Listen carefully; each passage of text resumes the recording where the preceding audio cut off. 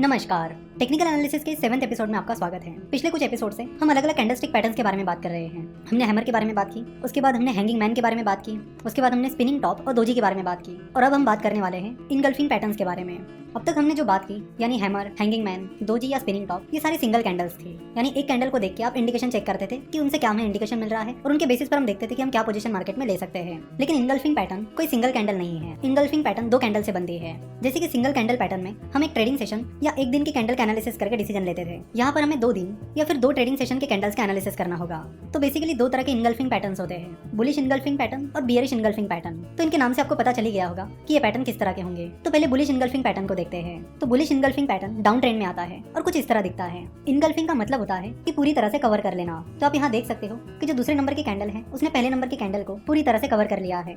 आप यहाँ पर देख सकते हो कि डाउन ट्रेंड चल रहा है, शेयर प्राइस लगातार गिर रही है और उसी बीच एक ग्रीन कैंडल रेड कैंडल को पूरी तरह से कवर कर लेती है। तो जब आपको ऐसा कोई पैटर्न दिखता है तो उसे बुलिश इनगल्फिंग पैटर्न कहते हैं। देखो यहाँ पर एक चीज का आपको जरूर ध्यान रखना है और वो ये कि ये जो पहली बॉडी है यानी रेड कैंडल की बॉडी, उसे ग्रीन कैंडल की बॉडी ने पूरी तरह से कवर कर लेना चाहिए। अगर ग्रीन कैंडल की बॉडी इस रेड कैंडल की बॉडी को पूरी तरह कवर नहीं कर रही है तो वो इनगल्फिंग पैटर्न नहीं होगा। तो जैसे कि हमने बात की थी कि bullish engulfing pattern down trend में आता है जब स्टॉक प्राइसेस गिर रही होती है। तो डाउन टर्न में स्टॉक प्राइसेस लगातार गिर रही है और नए नए लोज बना रही है, जिसके बाद अचानक ये ग्रीन कैंडल बन जाती है जो कि पूरी तरह से उसके पहले की रेड कैंडल को कवर कर लेती है और उस ग्रीन कैंडल की क्लोजिंग प्राइस उस रेड कैंडल से ज्यादा होती है। तो ये ग्रीन कैंडल हमें बताती है कि उस स्टॉक में या मार्केट में बुल्स ने एंट्री कर ली है। साथ ही उस ग्रीन कैंडल की क्लोजिंग प्राइस उसके पहले जो रेड कैंडल थी उससे ज्यादा है। तो इस ग्रीन कैंडल के दिन बुल्स ने उस स्टॉक में एंट्री कर ली है और सिर्फ एंट्री नहीं की है, उन्होंने उस दिन भर में अपना मोमेंटम भी बनाए रखा। तो बुलिश इनगल्फिंग पैटर्न हमें बताता है कि उस डाउन ट्रेंड में यानी उस बियरिश ट्रेंड में बुल्स ने एंट्री कर ली है और अच्छी खासी सक्सेसफुल एंट्री कर ली है, जिसके बाद ये एक्सपेक्ट किया जाता है कि आगे भी बुलिश पैटर्न कंटिन्यू कर सकता है, जिसके चलते ट्रेडर्स उस स्टॉक को खरीद सकते हैं।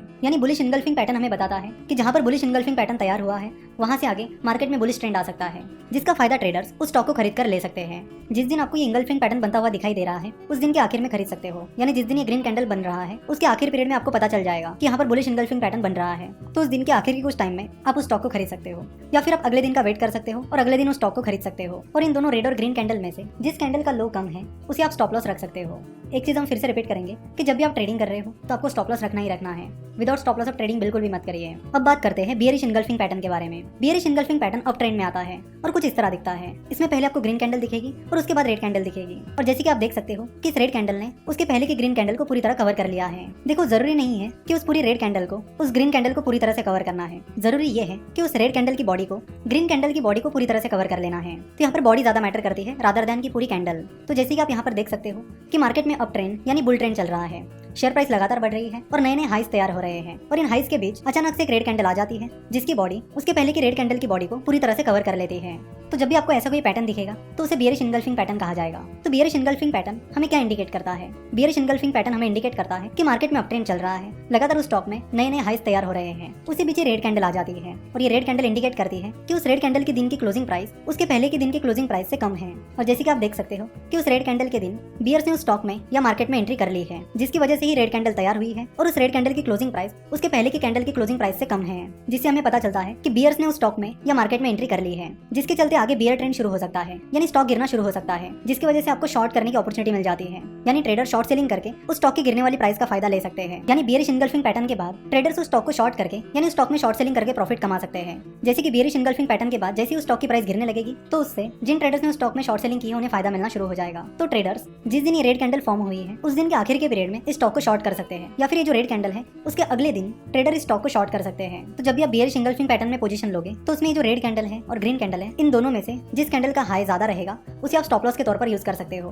बुलिश इनगल्फिंग पैटर्न से हमें पता चलता है कि डाउन ट्रेंड खत्म होने वाला है और अप ट्रेंड शुरू हो सकता है, जिसका फायदा ट्रेडर्स उस स्टॉक में एंट्री करके ले सकते हैं। वही बियरिश इनगल्फिंग पैटर्न हमें बताता है कि जो अप ट्रेंड चल रहा है वो खत्म हो सकता है और डाउन ट्रेंड शुरू हो सकता है, जिसका फायदा ट्रेडर्स उस स्टॉक को शॉर्ट करके कर सकते हैं। तो आशा करते हो कि आपको बियरिश इनगल्फिंग पैटर्न और बुलिश इनगल्फिंग पैटर्न ये दोनों भी पैटर्न अच्छे से समझ में आए होंगे। साथ ही ये पैटर्न्स क्या इंडिकेट करते हैं ये भी समझ में आया होगा। हमने ये भी बात की थी कि इन पैटर्न्स के बाद आप कौन सी पोजीशंस ले सकते हो और क्या आपका स्टॉप लॉस होना चाहिए। तो आने वाले कुछ एपिसोड्स में भी कुछ इस तरह के अलग अलग पैटर्न्स के बारे में जानने वाले हैं। हम पता करेंगे जानेंगे कि वो पैटर्न्स क्या इंडिकेट करते हैं और उन पैटर्न्स के बाद आप कौन सी पोजीशन मार्केट में ले सकते हैं।